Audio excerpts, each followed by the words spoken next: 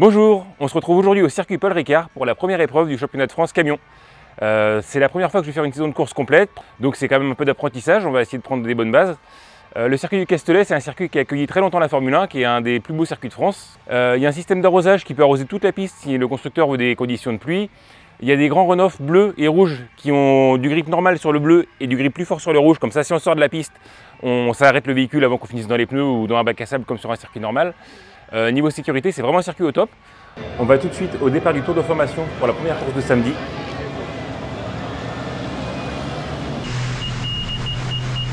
Je prends un super départ, je me cale à droite et au freinage, j'arrive à sortir premier.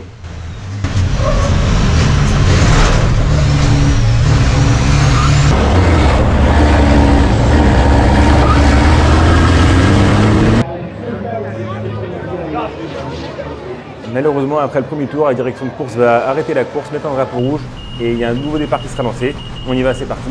Du coup, là, ça se passe pas aussi bien parce que les pilotes de devant m'ont pas laissé la place. Forcément, j'ai pas réussi à les avoir une deuxième fois. Du coup, je sors quatrième du premier virage. À côté de moi, j'ai Raphaël Souza. Je lui laisse la place pour qu'on passe à deux côte à côte. Derrière, entre Théo et Thomas, c'est un peu plus chaud. Les camions se touchent légèrement. Il y a Thomas qui passe de l'autre côté du marqueur. Au freinage, on a Raphaël Souza qui va passer Anthony Robineau. Moi, je me mets derrière, mais j'arrive pas à passer. Je suis un petit peu trop loin. Et si on repasse à la vue arrière, on a Thomas qui me met 2-3 petits coups de pare-choc parce qu'il sait très bien que s'il ne relance pas, il y a Théo qui va aller le dépasser. Donc c'est super proche, il se touche encore légèrement, j'arrive à prendre un tout petit peu d'air, quelques mètres d'avance pour la ligne droite. Dans la cabine, on voit que je profite de ce temps calme pour ajuster le refroidissement de mes freins.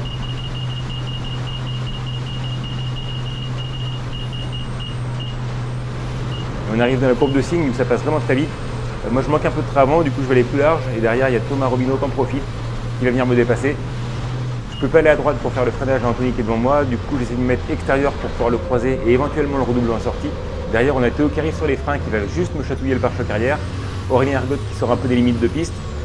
À la relance malheureusement j'arrive pas à croiser Anthony Robineau, du coup je me place, là je vais essayer d'aller à gauche au freinage.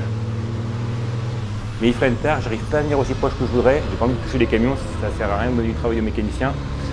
Du coup, c'est Théo qui en profite, il va me passer par l'extérieur, un peu limite sur la limite de piste, mais bon, ça passe quand même, de toute façon, il est plus rapide que moi.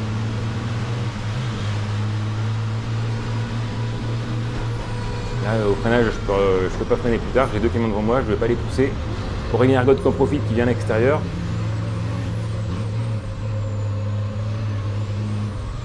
Au freinage, il bloque les roues, il veut mettre les 6 roues hors de la piste, du coup, moi, je suis obligé d'aller encore plus loin pour ne pas me faire pousser, forcément.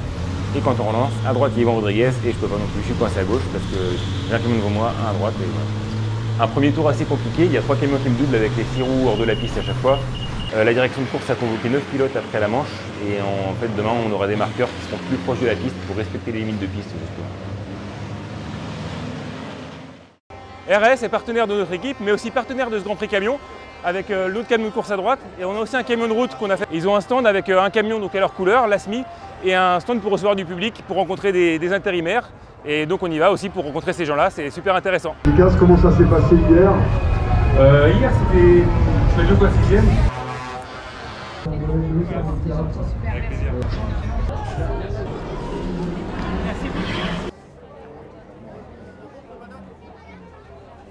Vendredi, on a emmené 5 personnes faire un baptême de piste en camion. On va aller voir Monsieur Fournier qui a eu la chance de faire un tour en piste. Du coup, vendredi, vous avez eu la chance de faire un baptême de piste en camion. Oui. Et on voulait avoir un peu vos impressions, savoir ce que vous avez pensé. Alors l'impression, c'est le mot, c'est impressionnant, voilà, de sentir la puissance du camion. Ce que j'ai trouvé le plus impressionnant, c'est les freinages. Ah ouais. Voilà, les freinages sont vraiment impressionnants et puis toute l'atmosphère, l'odeur des pneus brûlés et tout, et la réaccélération aussi, le couple. C'est vraiment impressionnant et on comprend pourquoi vous faites que 20 tours parce que le 21e ça doit être ça doit être dur et tout, et voilà, mais c'était vraiment une expérience unique et j'aimerais bien la refaire.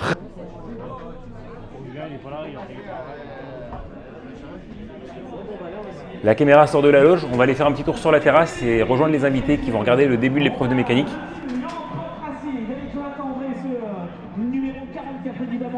Et juste après, le départ de la 3e course du week-end. Premier virage, ça se passe plutôt bien, on arrive à passer à 2 côte à côte sans problème. Devant nous, c'est pareil, ça passe à 2 de front. Je me dis qu'on va faire pareil derrière, mais finalement, il n'y a pas assez de place. Hop, on se touche. Bon voilà, c'est pas grave, ça continue, hein. On a fait un petit pare-choc, mais c'est les risques. Devant, un virage plus tard, c'est Rafael Souza qui s'accroche à la tunnel montagne. Le Renault part en tête à queue, du coup il repartira très loin et c'est mal placé. À l'issue de cette course, Rafael Souza sera pénalisé pour l'accrochage. Du coup, je suis 4e, mais en fait, je vais récupérer la 3e place parce que pour avoir poussé un concurrent dehors, il prendra 30 secondes de pénalité. Allez hop, on enchaîne tout de suite avec le départ de la 4e course. Je prends plutôt un bon départ, comme Thomas Robineau qui est à ma droite. Il y a Lucas Rivals qui est mal parti, du coup on arrive vite à le passer au freinage. Voilà, on voit que j'ai un Thomas sur ma droite. Hop, on va passer à la vue arrière parce que c'est assez chaud derrière dans le rétroviseur. Il y a 3 camions qui veulent prendre une même trajectoire, un petit contact. Bon, c'est pas grave, il n'y a pas trop de dégâts, ça a juste une petite sortie hors piste, mais ils continuent tous. La course continue. Théo Calvet vient de me doubler, maintenant il va s'attaquer à Yorick Montagne. Je pense que c'est un peu comme moi tout à l'heure, il se dit que ça doit passer à 2 côte à côte, mais en fait non. Voilà, du coup il tape le fil de marqueur. Moi je décale hors piste pour pas me la prendre. Derrière c'est un peu pareil, tout le monde évite comme il peut. 2 secondes après, son carénage qui s'envole, qui tape dans le camion, décidément c'est quand même pas de bol. Finalement ça se passe bien pour tout le monde l'évite. Et voilà, la course continue comme ça, je vais terminer 4e.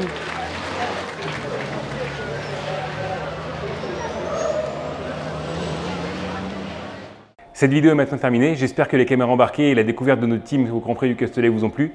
Du côté des résultats, c'est plutôt pas mal, on a fait 2 fois 6e hier, aujourd'hui c'est 3e et 4e. On est en 4e place du championnat pilote et team, on a 4 points de retard sur le 3e, donc le podium est vraiment à portée de main.